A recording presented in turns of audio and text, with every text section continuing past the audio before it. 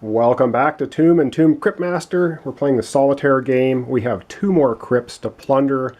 Let's just get right to it and go right. We're going to go right first into the 4-card crypt. And let's have a look and see what we can find.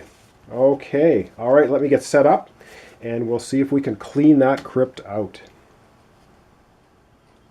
Okay, so here we are set up. And the first thing we run into in the crypt is a tripwire. That's a pretty basic trap. And we need to can only use 1 character, and we need to make a disarm skill check. So the character we're going to use, obviously, will be our fighter rogue. And he actually gained +2 blue skill for his treasure card. And he has +2 skill showing on the bow. And +2 blue, so he's actually going to get a total of 6 blue dice and 2 green dice to try and disarm this trap. Let's see if he can do it. He needs 2 successes, and he gets 3 successes, so he is able to disarm the tripwire. And it was a pretty easy trap to evade, and it is only worth 2 experience points. However, it's going to go onto our pile for the end of the game. All right. 3 cards remain. 2 of them are monsters. The first one we have is the Phantasmal Killer. That just does not sound very nice. All right, he has 6 blue attack dice. It says after Phantasmal Killer kills a character, well, good luck with that, inflict 1 wound on each character in the tomb, then discard Phantasmal Killer. And he has 4 hit points. So that's monster number 1. And monster number 2, his sidekick is a Cyclops. And there you go. The Cyclops has 3 green attack, 3 blue attack dice. Cyclops takes 1 less wound from opponent's actions and attacks, and he has 3 hit points. Okay, so those are 2 monsters we need to deal with at the moment. And, of course, our rogue fighter has a couple of pre-abilities. So the first thing we're going to do is we're going to use his bow, and that is before combat begins, roll skill and inflict wounds equal to the skill. Well, he has 6 blue dice for skill, and he has 2 green. And so let's target the Phantasmal Killer. He has the most chance of damaging us. So his pre-attack does 2 damage. Okay, it's not fantastic, but better than nothing. So 2 damage on the Phantasmal Killer. And that was a before combat ability, so he could only use that just the 1 time. It's a react ability. And now he also has rolls green dice to attack before the monsters on each combat round. Well, he has 4 green attack dice, so he gets to attack before the monsters get to attack. So he will attack the Phantasmal Killer as well. We need 2 successes to kill him. And we get 1. So, Phantasmal Killer is still kicking around. All right. So, another wound on the Phantasmal Killer. And now it is the monster's turn. And usually in the solo rules, the highest experience monster goes first, and then the lower experience monster. But remember, Ravenwild's ability is she can choose in which order the monsters attack in. I am going to have the Cyclops attack first anyway. And he is going to roll 3 blue, 3 green, and I'm going to have him attack. Volda.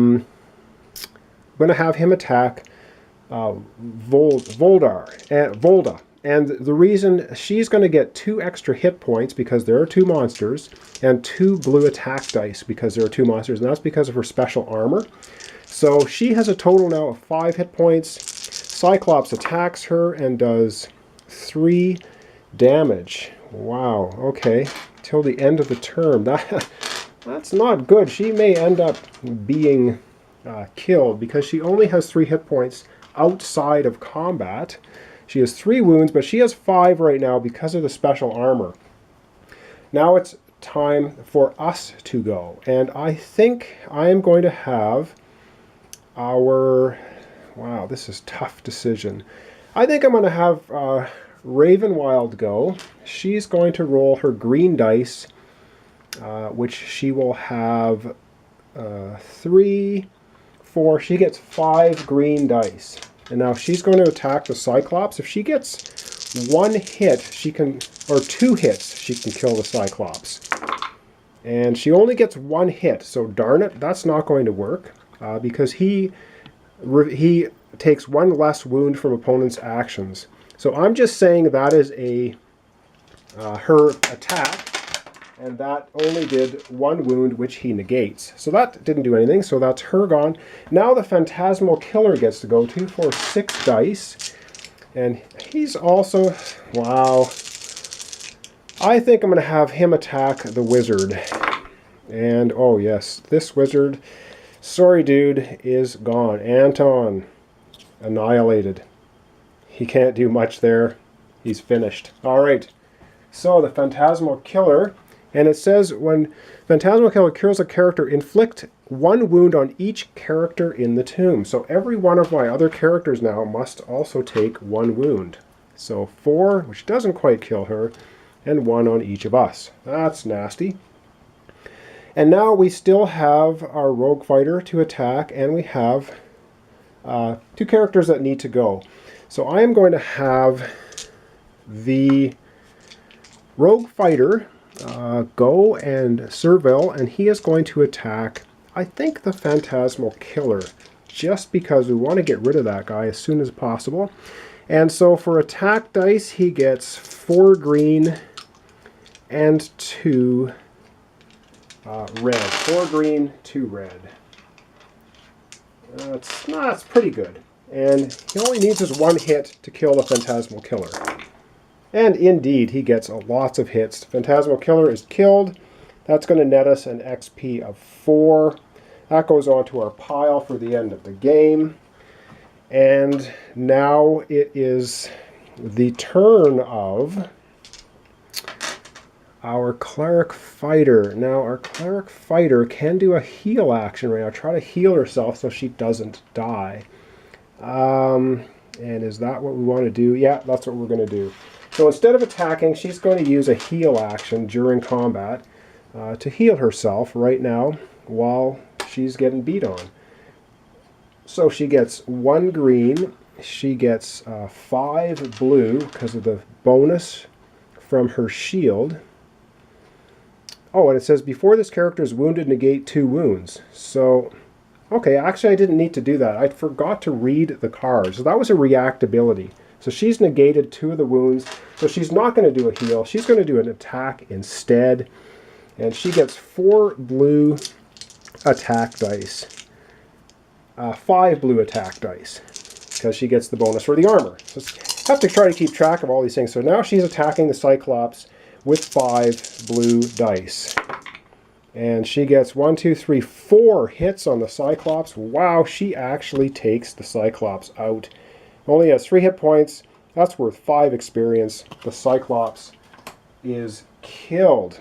Alright, that's the end of the combat. Basically end of the turn. Now, if she had more than 2 hit points of damage, she would have died because the armor only gives her +1 hit point, +1 blue attack for each monster in the crypt until the end of the turn, which is now. However, now she's going to roll a heal and try to heal as many wounds from our characters as she can.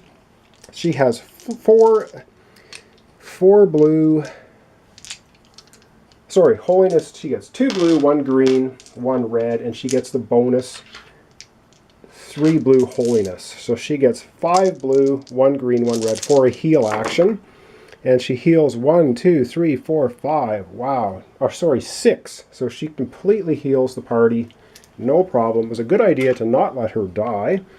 However, we're down 1 character. So I don't know if we should go back to the inn before we tackle the very last thing. That's probably not a bad idea. Get buffed up as much as possible. We have 1 card left. And of course, it is a treasure. And it is Bruenor's Fist. So we already have Bruenor's armor out there. This is a glove. It's gained 1 red attack, skill, magic, and holiness for each item attached to this character. Okay, well, let me just think for a second here. We will probably, and I believe these are all treasures, not items. So I don't know if anyone has any items. I think they're all just treasures. Oh no, our wizard has an item. So you know what? She is going to get... Our wizard is totally buffed up.